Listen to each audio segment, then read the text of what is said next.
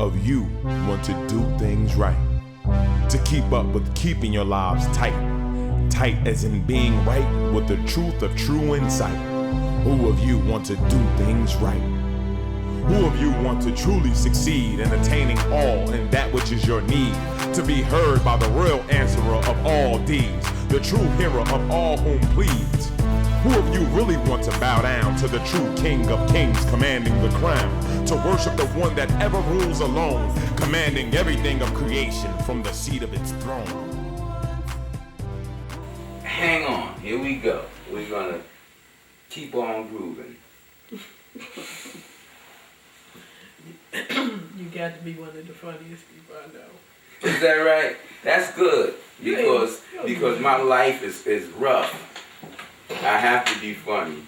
If I can't laugh at myself, then what? I'll be in trouble, man. I told a brother that this week, he's so serious. I said, that's the Holy Apostle told me, if you don't learn how to laugh at yourself, life is going to laugh at you. And he looked at me and I said,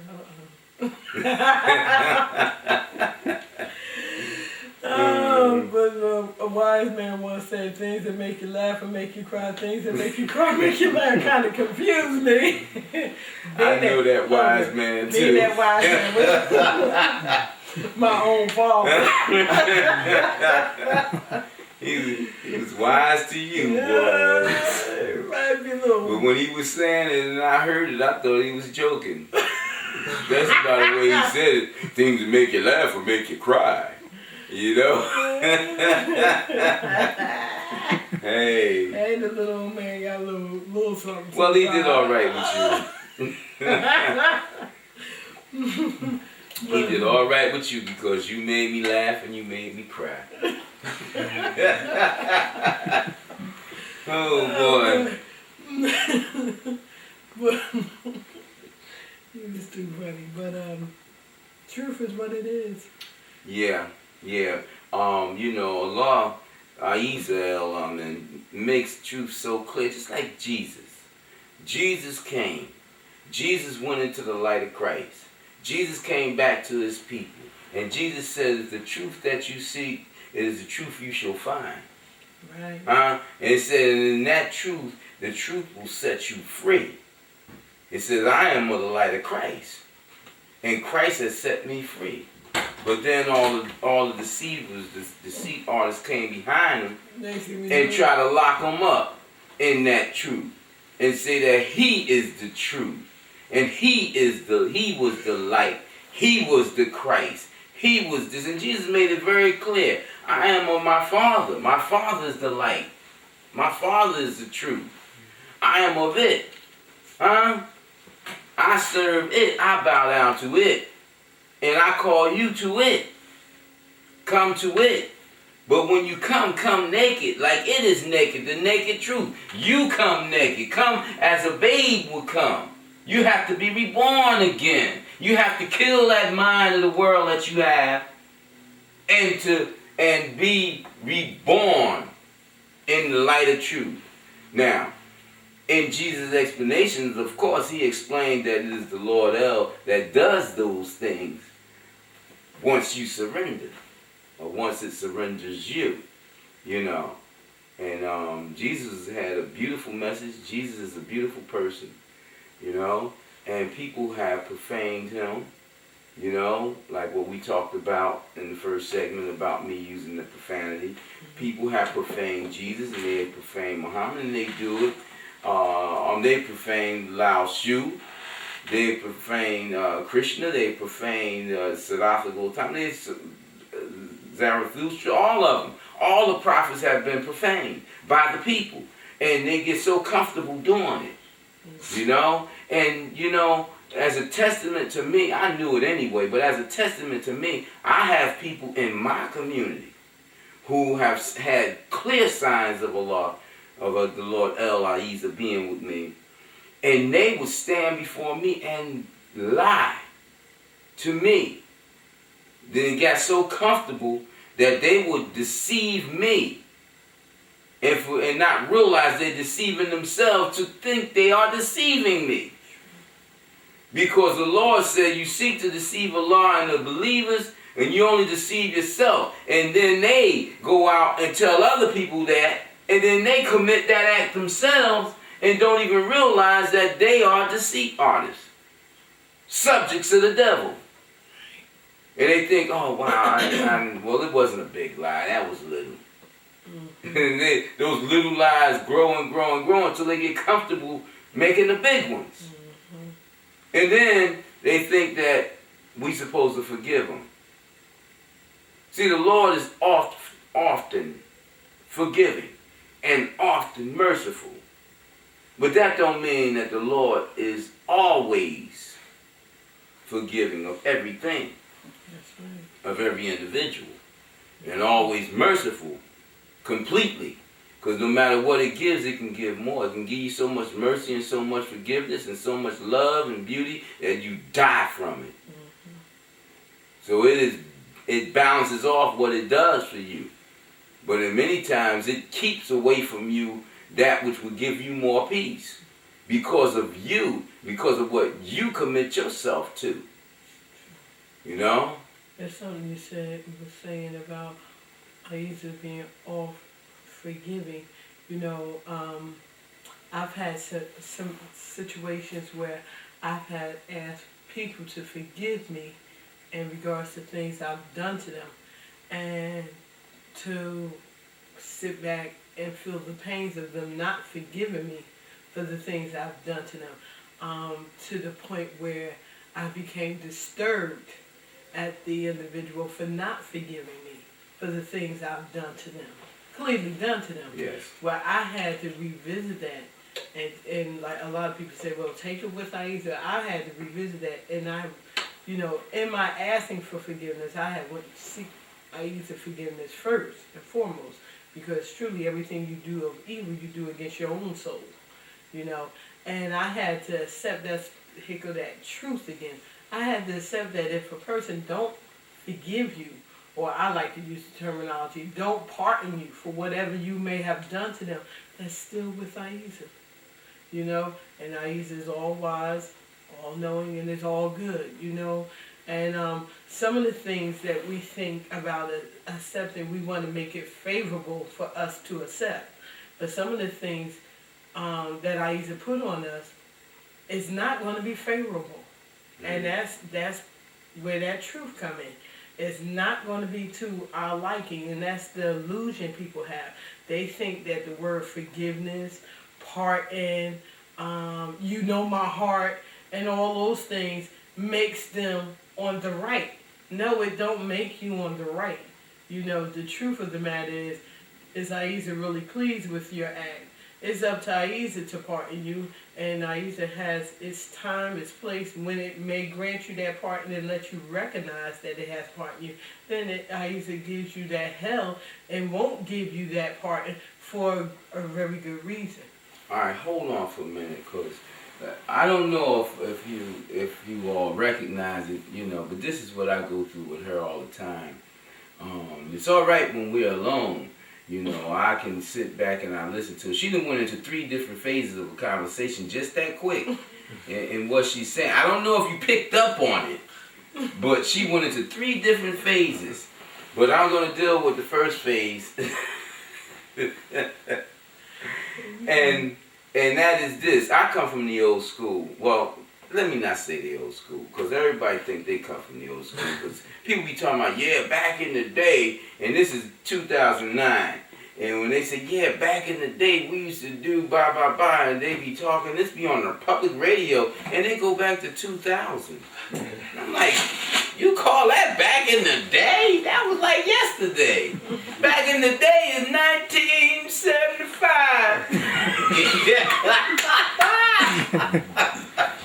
Wait a minute, that was back in the day for me. 1963. For somebody else, it'd been 1940. Oh, you know. But it's a matter of sincerity. If I say I did this to you, and I apologize, I'm sorry, but I did this, I didn't mean to do this, or I meant to do this, but I repent, man. Look, I'm gonna pay you for this, that, or the other. You know, like, look, I did this to you. I was wrong, man. But, you know, I did this because you did this, that, and the other. That's why I did it. Now, your wrong don't make my wrong right, but I did it because you did this, that, or the other to me. And I'm really sorry.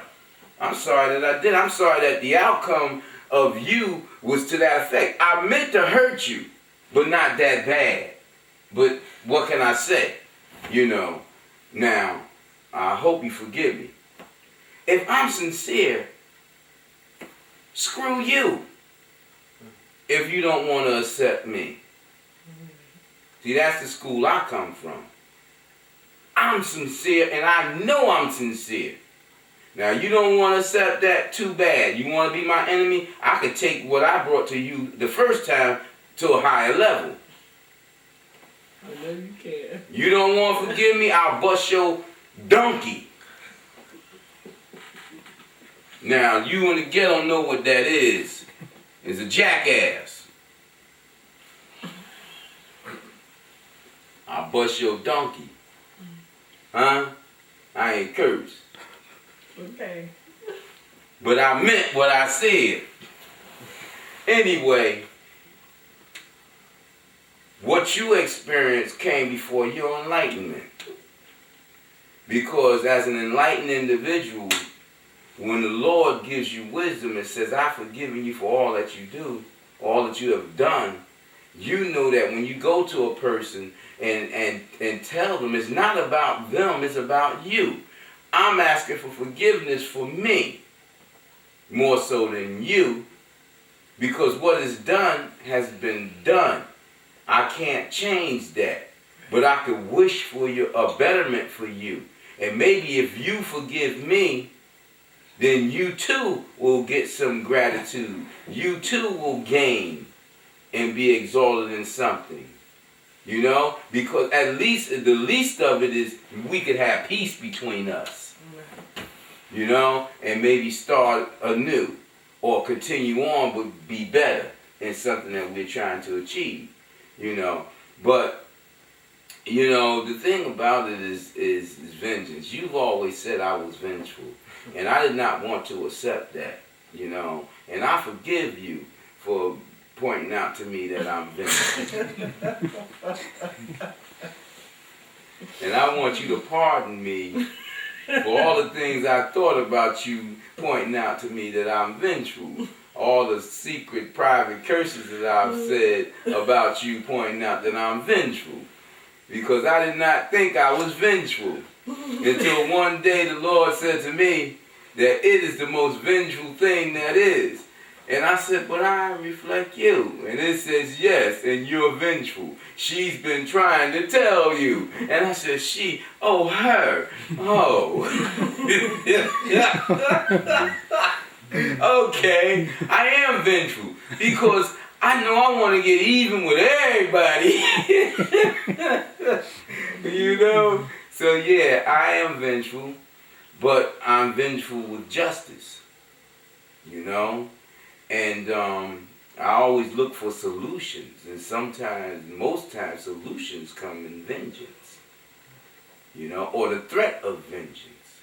Think about your children when they be bad and you grab that strap before they can dial 911. Huh? That threat of vengeance makes them change. Some of them, anyway. You know. Always funny to wood down. I had a niece that dialed 911, and a long time ago, and my sister called me and said, my daughter, she I ain't gonna call her names because I don't nobody know which sister it is that knows my family. It said she called Dyfus on me. Well, what should I do? She was terrified. I said, well, what you do? She said, I beat her behind. I said, uh-huh. And Dyfus is on their way. She said, yes. I said, okay, pack her bags, and when Dyfus comes to the door, give Dyfus the bags and say, okay, take her. She said, what? I said, yeah. When Dyfus opened the door, I said, here she is, take her. She said, they gonna lock me. I said, no, they ain't. Say, I'm not good enough a parent, take her. She did that, her daughter never called again. Daughter said, she must be crazy. Why would she give me away? Hey, if they're more responsible, if they're more, to your liking, then go with them. But as long as you live under my roof, you're going to be this way, or I'm going to break you in half. I'm staying with the old school. The world's going crazy. Timeout. Remember Timeout back in the 80s? It used to drive me crazy. Now all the kids that said Timeout and the government that approved it, look at the government and look at the people. They all stock raving mad. And the Timeout people are now the parents. Mm-hmm. And now a lot of children's on medication. And that's that for Timeout. They're in school on medication. Do you even recall the time we was at the shopping mall and that little Caucasian kid beat his mother from Macy's all the way out into the middle of the parking lot. And I'm talking about the middle was like 2 blocks away. And this kid, she kept looking back at us. And this kid was kicking her and hitting her. And she kept looking back at us saying, stop, time out. And the kid was tearing her up. And she just kept looking back at us. And right? She was like, I'm going to tell your father. Yeah, and she was going off and then trying to plead with this little child. He could have been no more than 5 or 6 years If he was that old, he was tearing her up and talking, but then when she got in the car, she didn't think we seen her going, what? Can you imagine? Screw Timeout! I'm gonna beat you like them black folks! I'm telling you. Little Johnny, he sat down the back of that car. You ain't see his hand go up no more. All that, like a child is intelligent enough to mentally, mindful enough to agree, to reasoning. Yeah, it's so, we have given the damn zoo over to the baboons. You look human. I guess you could run the show. I'm going to be hanging out here in this cage. Feed me 3 times a day. The monkey said, mess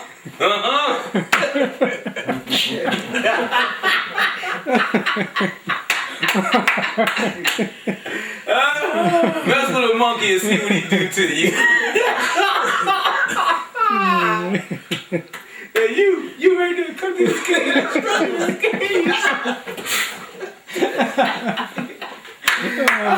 I only look human, damn it. That 1% DNA change makes a lot of difference. That's what happened with that lady that had that monkey all them years and was kissing the monkey. I'm making love to him. Monkey said, damn, I'm tired of this. You ain't monkey. Chip my ass.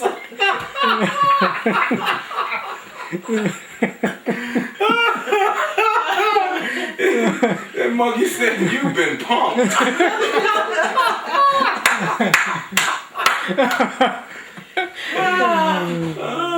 People are sick and out of their mind. They not dealing with the truth. You can't make things be the way you want it to be. It has to be the way it's guided to be. That is the truth. I tell you. That is the Excuse us for going off a little bit. My imagination's just too much, man, because I grew up with a bunch of monkeys in the project. I thought personalities was normal, that they would outgrow all these things and deal with the truth. I thought people would recognize truth like I recognize truth. But evidently not, because you know how they say pain will set you free, and I've seen some people suffering some pains, man, and I understand what perversion is, because you got many perverts out there that don't even realize they perverts. Yeah. They think they normal. Yeah. They think suffering is cool. Mm-hmm. They think, well, I'll suffer a little bit, but I'm going to get this. I'm going to suffer to get this. They think, no, that's perversion. Yeah. That's perversion. I know that when I made myself suffer to learn, I know that I was perverted. Mm-hmm. And I felt the perversion. I said, well, I don't care. I'm going to pervert. I'm going to stay in this perversion. I'm going to hurt myself to make myself do right. Mm-hmm. I'm tired of me. and I was able to come through. But I did it for the right cause, so therefore I didn't stay out there in that perversion.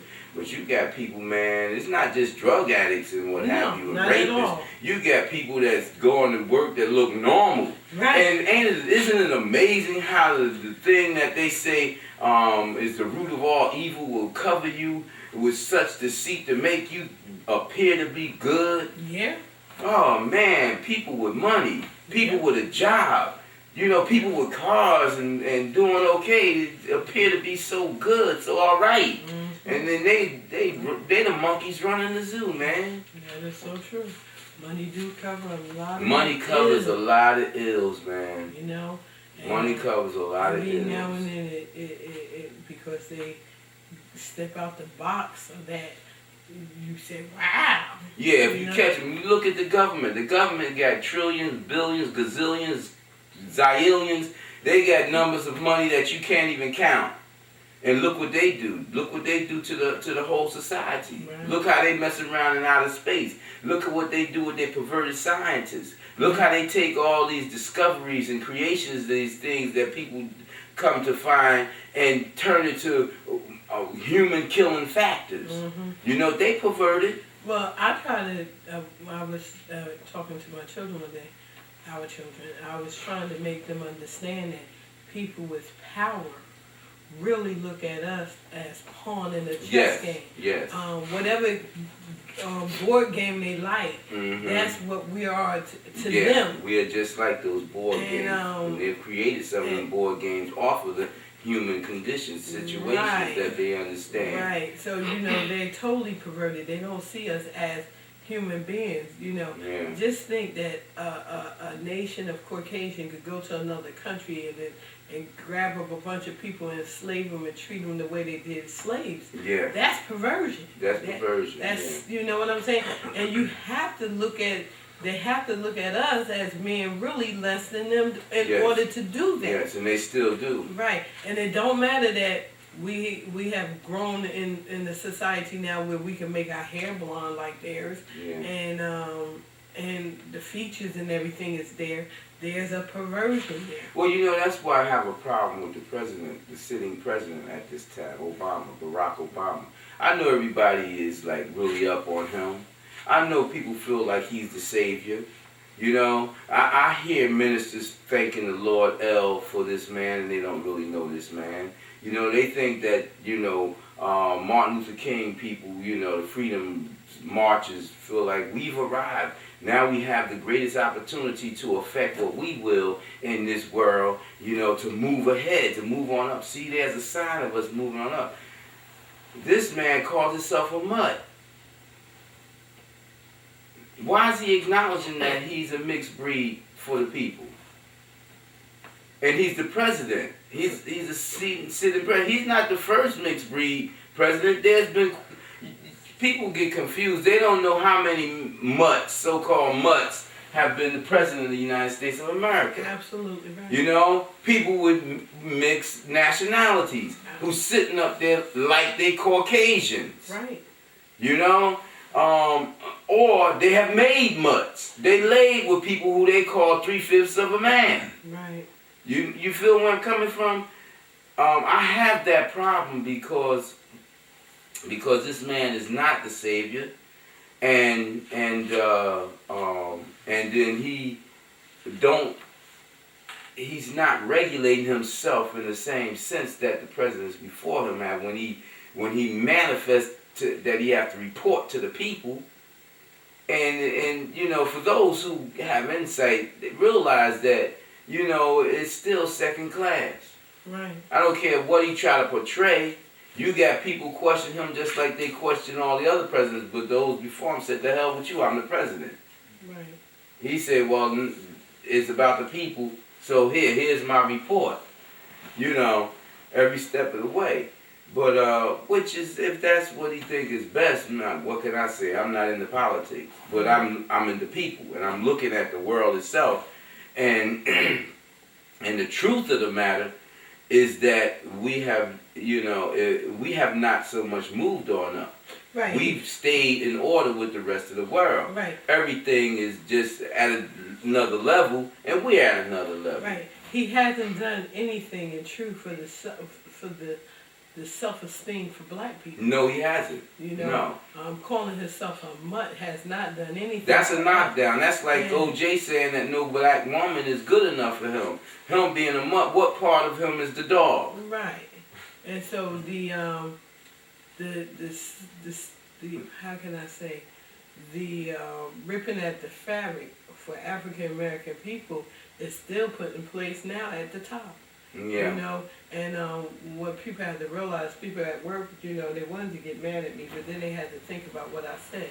I said, now, we want, Martin Luther King theory was, you know, us getting together with Caucasian, walking hand in hand.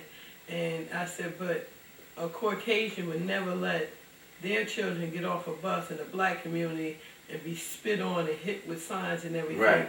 They would never allow that to hold your hand. Right. They would never allow their people to be in church and the church get blown up to hold your hand. Right. You know, why not? Because it really don't make sense. Right. Do I have to lose and tear down the fabric of my people to hold your hand? Well, in this society, makes no sense. in this society, you have to be torn down to hold a hand. That's part of their law, their unwritten law. I remember they wanted to exalt me in my profession, and when I was in the police field, and the director said, in order for you to join the elite, we have to get something on you. First, he was sending individuals around to get something on me, you know. And one of those individuals was annihilated by that organization, where he no longer lives in this world. Same individual who was telling me they have to get something on you. And I said, how could they look to get something on me and they're the authorities? I said, I have nothing for them to get on me. If they want something on me, then it's just gonna have to be something good. You know what I'm saying? So that's the way it is in this society. You know, in order for you to walk with the elite, they need something that they could tear you down by to keep you in order, because they're never going to truly accept you as an equal. You know, so by them people getting burned, beat up, bitten by dogs, water hosed down, they earn their keep to have them put playgrounds in the southern cities, allow them to open up black colleges and what have you more so, open gates for the southern blacks to advance more so than the northern blacks, you understand, to allow them to get in positions of power, you know, because they had that thank you sir, yes ma'am type of mentality, you know, and Martin's thing was, I don't want to rule my people. I don't want my people to rule. I just want them to be able to walk in peace with you, to be equal by holding hands, not taking your business, but you know, I want you to allow us. Come on now, we've been your slaves, we let you whip us, we let you do this. Allow us, where Malcolm said, the hell with that. You hit me, I'm hitting you. An eye for an eye, tooth for a tooth, so forth and so on. He got that from Elijah, by the way. That wasn't Malcolm's thing, that was Elijah's thing. And they said, well, we got to choose one black over another. You know, hell with them northern Negroes, but they're too mental. Let's get these southern Negroes and raise them up, because we got to raise somebody up. Let's raise them up, because we can control them, you know, and that's, you know, that's where that self-esteem thing has been without, you know, I don't know whether to call him black president. He's black in skin, but you know, I think he might be one of the most fair presidents, but at the same time, he do got that dark skin in him, and with that dark skin comes a certain mentality. You know, certain genes, and I'm quite sure that even though he's not a Negro, that he's an African and an American, I'm quite sure that he still had to, have the trials of people throwing things at him as though he were, to keep him in this place throughout his life, let him recognize, well, you're not actually purebred, so that's got to be in him, But he's definitely an interesting person. Yeah, I would like to see how this thing gonna pan out, but most importantly, how the world gonna pan out. Not by him, but prophecy has already been put in order, and we gotta live through that prophecy. And on that, I'm gonna end, this discussion. May Aisha's peace and blessings be with them about your presence. All praises due to Aisha. And may Aisha's peace and blessings be with them about your presence as well. You can reach us at P.O. Box 8795, Newark, New Jersey, and third house at yahoo.com. Until next time, this is Holy Apostle Dane signing off on Who of you want to do things right? To keep up with keeping your lives tight. Tight as in being right with the truth of true insight. Who of you want to do things right? Who of you